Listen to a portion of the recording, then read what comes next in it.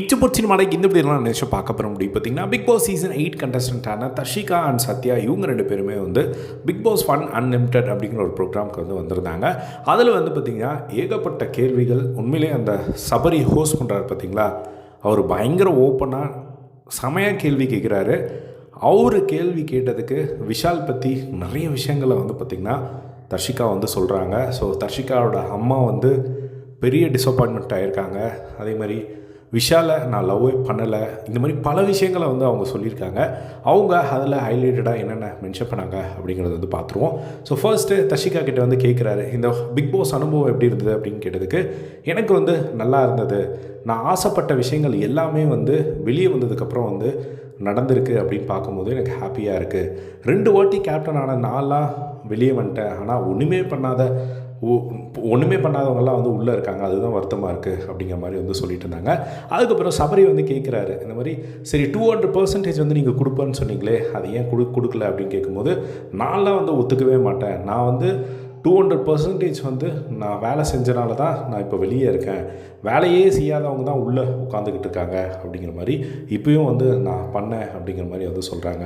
அதுக்கப்புறமா சபரி கேட்குறாரு, சரி 4 வாரம் பார்த்த தர்ஷிகாவை ஏன் நாங்கள் அதுக்கப்புறம் பார்க்கல அப்படின்னு கேட்கும்போது அதுக்கும் ஒரு விளக்கம் கொடுக்குறாங்க. நான் வந்து ஒத்துக்கவே மாட்டேன், நான் அதுக்கப்புறம் ஒன்றும் பண்ணலன்னு. ஏன்னா அந்த ஃபர்ஸ்ட் 4 வாரம் வந்து டாஸ்க் எல்லாமே அந்த மாதிரி வந்தது, அதுக்கப்புறம் வந்த டாஸ்க் எல்லாமே வந்து இந்த மாதிரி ரோல் ப்ளே மாதிரி வந்தது. ஸோ அதனால் என்னை ப்ரூவ் பண்ணுறதுக்கான ஒரு இடம் கிடைக்கல அப்படிங்கிற மாதிரி தர்ஷிகா வந்து சொன்னாங்க. அதுக்கப்புறமா ஓப்பனாக கேட்குறாரு, சரி தர்ஷிகா எவிக்ட் ஆனதுக்கு விஷால் காரணமா தர்ஷிகா காரணமா அப்படின்னு கேட்கும்போது அதுக்கு அவங்க வந்து தர்ஷிகா தான் காரணம் அப்படிங்கிற மாதிரி வந்து அவங்களும் வந்து சொல்கிறத பார்க்க முடியுது.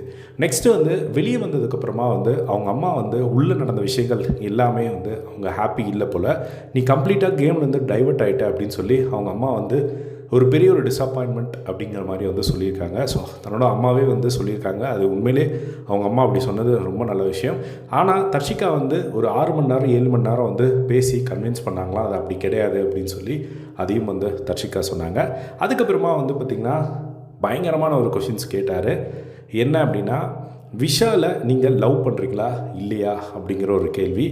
அதுக்கு அவங்க நிறைய விளக்கம் கொடுத்தாங்க. ஸோ ஃபர்ஸ்ட் ஆஃப் ஆல் நான் தப்பான இன்டென்ஷனில் எதுவுமே அங்கே பண்ணல அப்படிங்கிற மாதிரி சொல்கிறாங்க.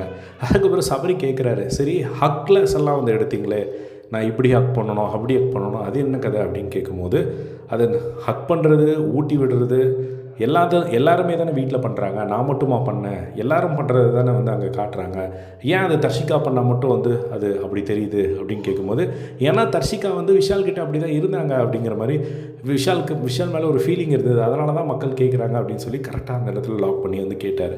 அதுக்கப்புறமா தர்ஷிகா சொல்கிறது என்ன அப்படின்னா, எனக்கு தெரியாதா இவ்வளோ கேமரா இருக்குது, நான் பண்ணுறது சரியா தப்பா அப்படிங்கிறது எனக்கு தெரியாமலாம் நான் பண்ணிட்டேன் அப்படிங்கிற மாதிரி அவங்க வந்து சொல்கிறாங்க. நான் தெரிஞ்சு தான் எல்லா விஷயத்தையும் பண்ணேன் அப்படிங்கிற மாதிரி சொல்கிறாங்க. அதுக்கப்புறம் ஓப்பனாக டேரெக்டாக திரும்பவும் கேட்குறாரு, விஷாலை லவ் பண்ணுறீங்களா இல்லையா, எனக்கு அதுக்கு மட்டும் ஆன்சர் பண்ணுங்கள் அப்படின்னு கேட்டுருக்கு. நான் விஷாலை லவ் பண்ணலை அப்படிங்கிற மாதிரி சொல்கிறாங்க. எனக்கு அவர் மேலே ஃபீலிங் மட்டும்தான், அவரோட பாசத்தை நான் ரொம்ப ரெஸ்பெக்ட் பண்ணுறேன், எனக்கு ஒரு க்ரஷ்ஷாக விஷாலை வந்து பிடிக்கும், அவ்வளோதான், லவ் எல்லாம் இல்லை அப்படிங்கிற மாதிரி வந்து அவங்க திரும்ப சொல்கிறாங்க. எனக்கு அந்த ஃபீலிங் பிடிச்சிருந்தது, அதை எக்ஸ்ப்ரெஸ் பண்ண அவ்வளோதான் அப்படிங்கிற மாதிரி வந்து சொல்கிறாங்க. திரும்பவும் நான் லவ் பண்ணல அப்படிங்கிறத இந்த இடத்துல வந்து அழுத்தி சொல்கிறாங்க. சபரி கன்ஃபியூஸ் ஆகிட்டார். அப்போ லவ் பண்ணலன்னா ஏன் அவ்வளோ விஷயம் அப்படின்னு கேட்கும்போது, எனக்கு அந்த ஃபீலிங் நல்லா இருந்தது, அதுக்காக நான் பண்ணேன் அப்படிங்கிற மாதிரி தர்ஷிகா சொன்னதை பார்க்க முடிஞ்சுது. அதுக்கப்புறமா வந்து தர்ஷிகா கிட்டே வந்து கண்டஸ்டன்ஸ் பற்றி வந்து கேட்குறாங்க. பவித்ரா பற்றி கேட்கும்போது, பவித்ரா வந்து அதாவது வெளியே இருந்து உள்ளே பார்க்கும்போது வேறு மாதிரி இருக்குது அப்படின்ற ஒரு கண்டஸ்டன்ட் யார் அப்படின்னு கேட்கும்போது பவித்ரா வந்து சொல்லி, பவித்ரா நான் வெளியே எப்படி பார்த்தனோ அதே மாதிரி தான் உள்ளேயும் இருக்காங்க அப்படின்னு சொன்னாங்க. அதுக்கப்புறம் சௌந்தர்யா வந்து முன்னாடியே தர்ஷிகாவுக்கு வந்து தெரியுமா, சௌந்தர்யா வந்து பயங்கர ஆக்டிவாக இருக்கிற பொண்ணு, ஆனால் உள்ளே பார்க்குறப்போ எனக்கு ஒன்றுமே புரியல, என்னமோ பண்ணுறா, 10 வாரமாக நானும் அதை அனலைஸ் பண்ணுறேன், இப்போ வரையுமே கண்டுபிடிக்க முடியல அப்படிங்கிற மாதிரி வந்து சௌந்தர்யாவை பற்றி வந்து சொன்னாங்க. அதுக்கப்புறமா அருண் வந்து கோவப்படுவார், ஆனால் நல்ல மனுஷன் அப்படிங்கிற மாதிரி சொன்னாங்க.